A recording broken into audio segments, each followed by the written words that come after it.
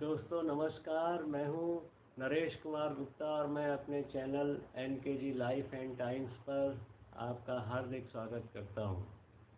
दोस्तों, इस चैनल में मैं आपको विपश्यना के बारे में बताने वाला हूं।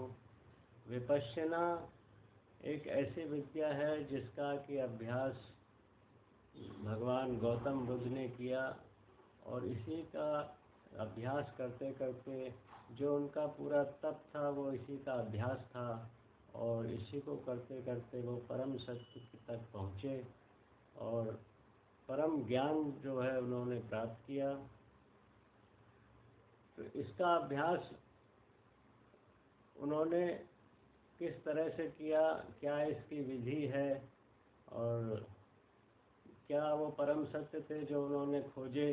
तो परम सत्य बहनों भाइयों वो ये था कि संसार में दुख है, ये संसार दुख स्वरूप है।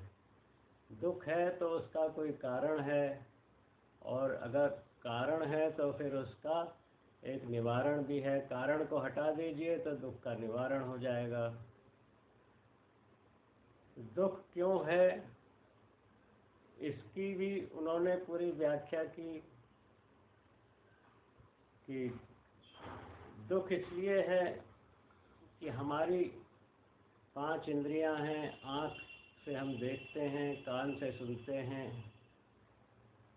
त्वचा से महसूस करते हैं, नाक से सूंघते हैं, जीभ से स्वाद लेते हैं। ये 5 इंद्रिय हैं शरीर की और एक मन की भी इंद्रिय। मन से हम महसूस करते हैं, मन से सोचते हैं। तो इन 6 इंद्रियों के विषयों का इनसे स्पर्श होता है और जब स्पर्श होता है तो मन में एक तरंग उठती है, एक वेदना जागती है। वो वेदना अच्छी भी हो सकती है, खराब भी हो सकती है। अगर वेदना हमारे अंदर अच्छी जागी तो हमारे मन का ये स्वभाव है कि वो कहने लगता है कि हमें और चाहिए और चाहिए। जो हमारा अंतर मन है वो कोई तर्क या लॉजिक या दुनियादारी को नहीं समझता है। जो इसे अच्छा लगता है उसे और चाहने लगता है। अगर जिस चीज़ को चाह रहा है वो उसको लगातार मिलती रहे, उसमें कोई बाधा ना हो तो कोई दुख पैदा नहीं होगा। लेकिन ऐसा होता नहीं है। जिस चीज़ को चाहने लगता है वो चीज़ कभी मिलती है, अक्सर नहीं मिलती। तो जब वो नहीं मिलती तो मन में एक दुख पैदा होता है, क्रोध भी पैदा होता है जो कि दुख का कारण है। इसी प्रकार यदि कोई अनचाही चीज़, अनचाही घटना घटती है, अनचाहे व्यक्ति से मिलन हो गया तो मन में एक ऐसी वेदना जागती है जो कि अच्छी नहीं है, अच्छी अनुभूति नहीं है और बार बार ये कामना करता है कि ये मुझसे दूर हो जाए, लेकिन वो दूर होती नहीं है और उससे भी एक दुख पैदा होता है। तो दुख है, दुख का कारण है और दुख का निवारण है। ये भगवान बुद्ध की एक थ्योरी थी, उनकी कल्पना थी। तो उन्होंने जो उनका परम सत्य है वो ये था कि हमारा जन्म ही दुख से हुआ है। हम रोते रोते इस दुनिया में आए हैं। आते ही हमें हवा चाहिए, हम जोर से रोते हैं तो हवा हमारे फेफड़ों में भरती है। फिर पानी चाहिए, दूध चाहिए और चीज़ें चाहिए, तो चाहिए चाहिए करता रहता है। व्यक्ति का जो जन्म है वो उसके किसी पूर्व जन्म के किसी गहरे संस्कार की वजह से हुआ है। पिछले जन्म में मृत्यु के समय जो उसका संस्कार बहुत गहरा था, पत्थर की लकीर जैसा, वो उसको इतना बड़ा झटका देता है कि उसका एक नया जीवन प्रारंभ हो जाता है। अब ये भव संस्कार कहाँ से बना? भव संस्कार बना है आसक्ति से, उपादान से। आसक्ति का मतलब है कि जिस चीज़ को चाहता है उसके प्रति चिपकाव, उससे लगाव। अभी आसक्ति कैसे बनी? ये बनी तृष्णा से। तृष्णा का मतलब है कि जिस चीज़ को, जिस जगह है, जिस स्थिति में है, जिस परिस्थिति में है, जो चीज़ें उसके पास हैं, जिन लोगों के साथ है, उनको नहीं चाहता है, और दूसरी परिस्थितियों की, दूसरे स्थान की, दूसरी चीज़ों की कामना कर रहा है, रहना उसमें है जिसमें कि वो है। तो ये एक तृष्णा। अब तृष्णा कैसे जागी?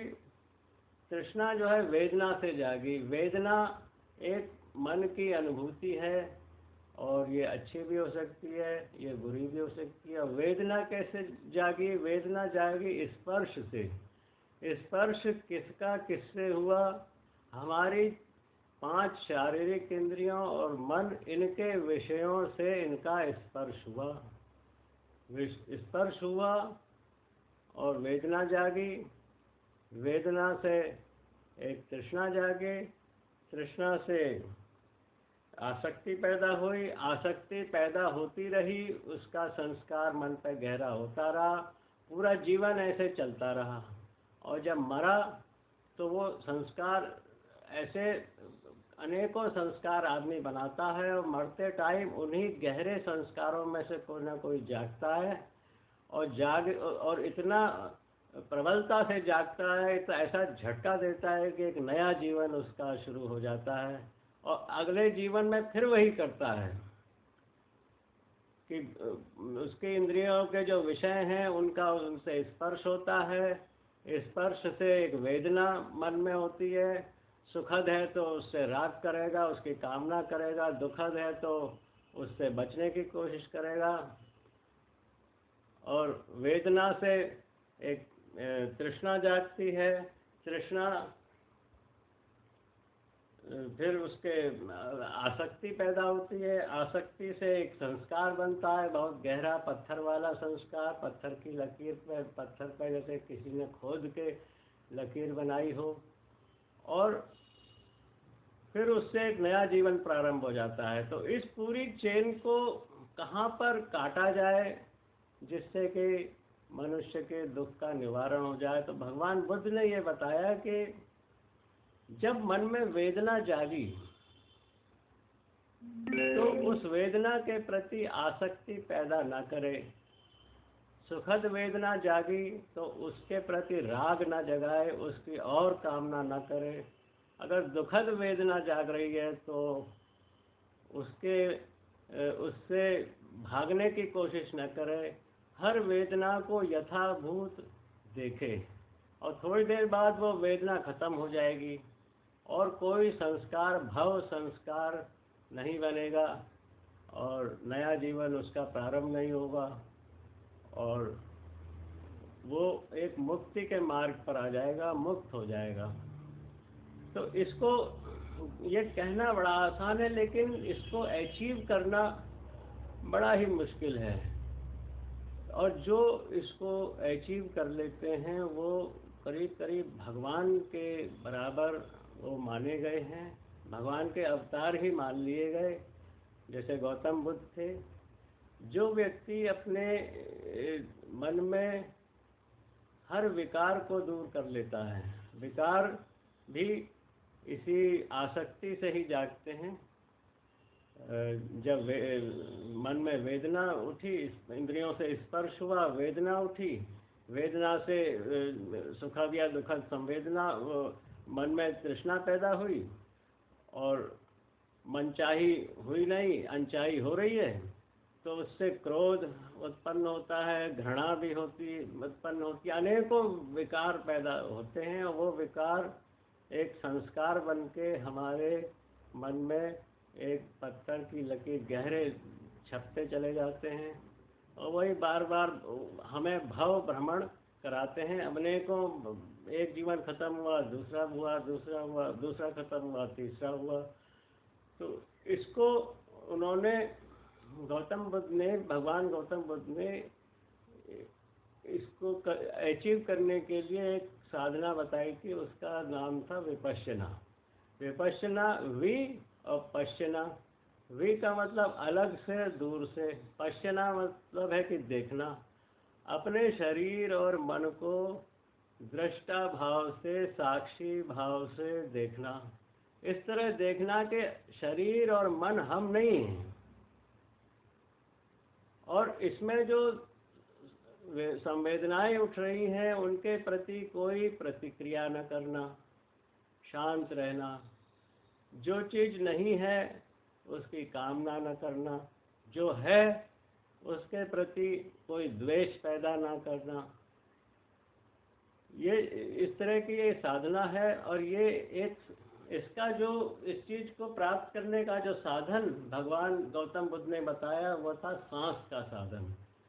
सांस हमारे शरीर से, शरीर की एक क्रिया है। हम हवा अपने नाक के थ्रू फेफड़ों में लेते हैं, फेफड़ों में उसमें से ऑक्सीजन सोख ली जाती है, ऑक्सीजन खून के द्वारा शरीर की हर कोशिका तक पहुंचती है। वहाँ पर जो ग्लूकोज है वो जलता है, ऑक्सीडेशन होता है और शरीर को ऊर्जा मिलती है। ये इसका शारीरिक रोल है। लेकिन सांस हमारे मन से भी बहुत करीबी तौर पर जुड़ी हुई है। सांस एक, जैसे हमारे मन में कोई विकार जागता है, जैसे क्रोध जागा, तो सांस की गति बहुत थोड़ी तेज हो जाएगी, और जब क्रोध निकल गया तो सांस की गति फिर नॉर्मल हो जाती है। तो इस साधना को करने के लिए भगवान ने जो बताया, गौतम बुद्ध ने जो बताया वो ये था कि किसी ऐसे स्थान पर बैठें जो बिल्कुल शांत हो और कोई डिस्टरबेंस ना हो, और आँखों को बंद कर लें और सांस पर अपना ध्यान केंद्रित करें कि सांस आ रहा है, सांस जा रहा है। सांस आते वक्त कहाँ कहाँ स्पर्श कर रहा है, सांस बाहर निकलते वक्त कहाँ कहाँ पर स्पर्श कर रहा है। सांस की कोई एक्सरसाइज नहीं करनी है, कोई इसमें प्राणायाम नहीं करना है, सिर्फ शुद्ध सांस को देखना है यथाभूत। सांस के साथ कोई शब्द नहीं जोड़ना है, किसी महापुरुष का कोई मंत्र नहीं जोड़ना है, किसी महापुरुष का ध्यान नहीं करना है, कोई चित्र, किसी मूर्ति का भी मन में ध्यान नहीं लाना है, किसी भी तरह की कोई, सिर्फ सांस पर, सांस को देखना भर है दृष्टा भाव से। तो सांस को देखते देखते आपके मन में, शरीर में अनेकों अनुभूतियाँ होती रहती हैं। तो सांस को देखते देखते शरीर के हर हिस्से में होने वाली संवेदनाओं को हम जानेंगे। तो इसके लिए सांस लेते रहिए और पैरों के पंजों पर ध्यान केंद्रित कीजिए कि वहाँ क्या संवेदना हो रही है। एड़ी से लेकर घुटने तक देखिए, वहाँ पर क्या संवेदना हो रही है। घुटने से लेकर कमर तक, पूरे पेट पर, छाती पर, गर्दन पर, चेहरे पर, और ये एक हाथों पर, ये जो है बड़े बड़े हिस्सों में मैंने बताया। ये शरीर के बड़े बड़े हिस्से हैं, इन पर ध्यान लगाइए और फिर इन हिस्सों को धीरे धीरे धीरे छोटा करते जाइए। उससे आपको सूक्ष्म संवेदनाओं का पता लगेगा। स्थूल संवेदनाओं का पता बड़ी जल्दी लग जाता है कि आप सांस का जो देखने बैठे, विपश्यना करने बैठे, अचानक पैर में या कहीं बड़ी तेज खुजली आई। वो खुजली एक संवेदना है। तो एक साधारण जो स्वभाव है वो ये है कि हमें खुजली आ रही है, हमें अच्छी नहीं लग रही, हमने उसको खुजा लिया और वो खुजली शांत हो गई। तो पहले खुजाने से पहले हमने खुजली को भोगा। खुजली का स्पर्श हमारी त्वचा से हुआ, जो कि एक इंद्रिय है हमारी शरीर की, और उससे एक वेदना हुई। वेदना हमें खराब लगी, और उसको हमने उसके प्रति जो है हमने द्वेष जगाया, द्वेष जगा के उसको हमने दूर किया। तो अब इस साधना में खुजली को देखना है कि ये खुजली तो कब तक रहती है। तो आप देखेंगे कि धीरे धीरे खुजली बढ़ेगी, खुजली बढ़ रही है, बढ़ रही, बढ़ रही, धीरे धीरे फिर देखा रही तो घटने लगी, शांत हो गई। तो अब ये एक एक्सरसाइज जो ही ये आपको मुक्ति की ओर ले जाएगी। इसी तरह बहुत सी संवेदनाएं होती हैं, जैसे कि कहीं गर्मी लगी, पसीना आया, तो उसके प्रति द्वेष नहीं पैदा करना है, उसको यथाभूत देखना है। धीरे धीरे गर्मी खत्म हो जाएगी। कोई संवेदना अनंत काल तक नहीं रह सकती, पैदा होती है, खत्म होती है, पैदा होती है, खत्म होती है। इसी प्रकार मन में संवेदनाएं अनेकों उठती हैं। सांस को आप देख रहे हैं, मन में कोई विचार उठा, विचार किस तरीके के उठ सकते हैं कि दो तरीके के विचार, दो क्षेत्र हैं जिनमें मन भागता है। एक तो ये भूतकाल में भागता है, भूतकाल में कोई घटना बड़ी अच्छी लगी, बड़ी प्रिय लगी, ऐसा हुआ था, ऐसा, फिर उससे उसके प्रति राग पैदा करेगा कि अरे ऐसा ही हो जाए, ऐसा फिर हो जाए, ऐसा ही रहे। या कोई अप्रिय घटना घटी तो उसके प्रति द्वेष उत्पन्न करने लगेगा कि कहीं ऐसा ना हो, ऐसा फिर हो जाए। और भूतकाल से निकला तो फिर भविष्य में छलांग लगा देता है कि भविष्य में ऐसा मनचाहा हो जाए तो कितना अच्छा हो, उसके प्रति राग पैदा करने लगता है। और कुछ अनचाहे की अगर उसको आशंका है, कुछ डर है, तो कहता है कि मन में एक द्वेष पैदा करता है कि कहीं ऐसा ना हो जाए, ऐसा ना हो जाए, ऐसा हो जाए तो बड़ा बुरा होगा। तो इस तरह के संस्कार वो अपने मन पे बनाता रहता है। तो इस विद्या में, विपश्यना में यही अभ्यास है कि शरीर की जो संवेदनाएं पूरे शरीर पे जो महसूस हो रही हैं, उनको आपको उन पर कोई कुछ रिएक्ट नहीं करना है, प्रतिक्रिया नहीं करनी है, कोई संस्कार नहीं बनाना है। और जो मन पर जो महसूस हो रहा है उस पर भी कोई संस्कार आपको नहीं बनाना है। ये इस तरह से आप मन के स्वभाव को इस साधना से पलटने का काम करते हैं। ये बहुत जल्दी होने वाला नहीं है। मन का स्वभाव जो है ये अनेक जन्मों का, अनंत जन्म आपके इसके पहले हो चुके हैं और ये अनेकों अनगिनत जन्मों का स्वभाव है। ये अचानक टूटने वाला नहीं है। इस साधना में भगवान बुद्ध ने अपना बहुत जीवन लगा दिया। करीब उन्हें 35-40 वर्ष की अवस्था में ये परम ज्ञान, परम सत्य उन पर प्रकट हुआ। उसके पहले वो भी भोक्ता भाव में ही रहते थे, आसक्ति पैदा करते थे और दुख भोगते थे। 40 साल से लेकर 80 साल की अवस्था तक उन्होंने अपना प्रचार किया इस विपश्यना का। तो ये इस विपश्यना के माध्यम से आप अपने दुखों से मुक्ति प्राप्त कर सकते हैं। और किसी तरीके की इसमें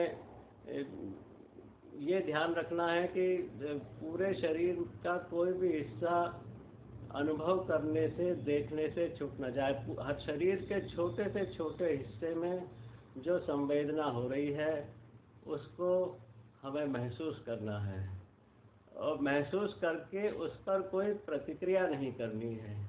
यदि शुरू में सांस का आना जाना महसूस ना हो तो सांस, 2-4 सांस थोड़ा तेज़ी से ले लीजिए, तो सांस का आना और जाना महसूस होने लगेगा। और इस साधना का यही लक्ष्य है कि मन को एकाग्र करना और एकाग्र करके उसको निर्विकार करना। एकाग्रता इस साधना का एक साधन है, अंतिम लक्ष्य नहीं है। अंतिम लक्ष्य है मन को निर्विकार करना। विकार फिर उसी तरीके से है कि इंद्रियों से उनके विषयों का स्पर्श होने से वेदना जागी, वेदना सुखद है या दुखद है, उससे राग द्वेष पैदा हुए और उससे सारे विकार और पैदा हो जाते हैं। ये राग और द्वेष दो मुख्य विकार हैं, इनसे अनेकों विकार, क्रोध है, लोभ है, मोह है, ईर्ष्या है, घमंड है, तृष्णा, अनेकों विचार राग और द्वेष से उत्पन्न होते हैं। विकार जहाँ उत्पन्न हुआ तो व्यक्ति दुखी होता है, व्याकुल होता है। विकार जहाँ उसका दूर हो गया तो उसका दुख दूर हो जाता है, उसकी व्याकुलता एकदम खत्म हो जाती है, उसका मन शांत हो जाता है। तो इस विपश्यना का अभ्यास प्रतिदिन 1 घंटा सुबह और 1 घंटा शाम करना, ऐसा बताया गया है। इस विपश्यना का आप अभ्यास करें। इस विपश्यना में भोक्ता भाव को पूरी तरह से खत्म करना है, दृष्टा भाव को जागृत करना है, और आगे चलकर दृष्टा भाव भी खत्म हो जाता है, सिर्फ दर्शन होता है कि ऐसा हो रहा है, सांस आ रही है, सांस को देखा जा रहा है, कोई अनुभूति हो रही है, अनुभूति को सिर्फ देखा जा रहा है। और धीरे धीरे हर अनुभूति खत्म होती है, हर अनुभूति शुरू होती है, फिर वो खत्म होती रहती है। पूरा शरीर एक तरंग ही तरंग है, पूरा शरीर में अनेकों अणुओं परमाणुओं से बना है। लगातार इसमें जो कोशिकाएं हैं वो खत्म हो रही हैं, लगातार व्यक्ति जर्जरित हो रहा है और अपनी मृत्यु की तरफ दौड़ा चला जा रहा है। भगवान बुद्ध ने यही इसी चीज़ को बताया। अनेकों महापुरुषों ने भी कहा है कि ये संसार दुख स्वरूप है, जो इसमें दुख है वो तो दुख है ही, और जो जिसको हम सुख मान के खुश हो रहे हैं वो भी एक तरीके का जब समाप्त हो जाता है, थोड़े समय की वो भावना होती है और फिर दुख आ जाता है। और इसी तरह इस ब्रह्मांड में जो प्रकाश है वो किसी तारे के चारों ओर करीब 20-25 करोड़ किलोमीटर की रेडियस में वो प्रकाश हमें वो रहता है, और एक तारे और दूसरे तारे के बीच में कई अरब किलोमीटर की दूरी होती है। तो वहाँ फिर दूसरा तारा होता है, वहाँ उसका प्रकाश होता है। बीच में जो कई अरब किलोमीटर का है वहाँ पर अंधकार छाया हुआ है। प्रकाश को प्राप्त करने के लिए एक ऊर्जा की आवश्यकता है, और अंधकार अपने आप ही सर्वत्र फैला रहता है। गर्मी को प्राप्त करने के लिए हमें ऊर्जा की आवश्यकता है, और सर्दी, जो गर्मी की एब्सेंस है वही सर्दी है। सर्दी अपने आप चारों तरफ फैली रहती है। सर्दी को उत्पन्न करने के लिए किसी प्रयत्न करने की आवश्यकता नहीं है। गर्मी से हमें जीवन प्राप्त होता है। तो विपश्यना का अभ्यास आप प्रतिदिन करें। यदि आप इसको करेंगे तो आप विपरीत परिस्थितियों में भी खुश रहेंगे। खुश कैसे रहेंगे कि विपरीत परिस्थितियों का आपके मन से स्पर्श होगा। मन में एक दुखद संवेदना उठेगी ही उठेगी, लेकिन आप उससे कोई विकार पैदा नहीं करेंगे। अगर आप विपश्यना का अभ्यास कर लेते हैं तो उससे कोई विकार पैदा नहीं करेंगे, मन में दुख नहीं जागेगा। इससे आपके काम करने की शक्ति कई गुना बढ़ जाएगी। इससे आपकी नींद भी अच्छी तरह आपको आएगी। आप कम समय में ही बहुत गहरी नींद लेंगे और इससे पूरा स्वास्थ्य शरीर का बहुत अच्छा होगा। तो दोस्तों, ये सब्जेक्ट, ये टॉपिक बहुत बड़ा है। इस पर कई घंटों के बहुत सारे वीडियो बनाए जा सकते हैं, लेकिन मैंने बहुत शॉर्ट में, बहुत सूक्ष्म रूप में आपको ये बताया। आप लोग इसका अभ्यास करें और अपने जीवन को खुशहाल बनाएं। इस वीडियो को मैं यहीं समाप्त करता हूँ। ये वीडियो अगर आपको अच्छा लगा तो आप मेरे चैनल को देखिए, शेयर कीजिए और सब्सक्राइब अवश्य कीजिए। धन्यवाद दोस्तों।